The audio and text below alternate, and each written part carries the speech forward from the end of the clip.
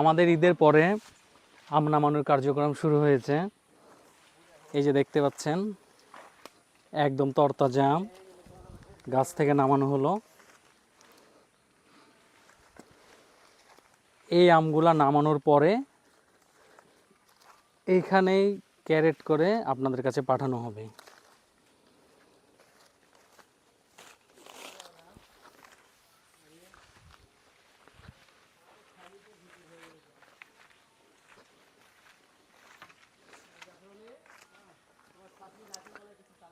আপনারা যারা রাজশাহীর অরিজিনাল হিমসাগর আম নিতে চান তারা দ্রুত ইনবক্স করুন অথবা ওয়েবসাইটে অর্ডার করুন।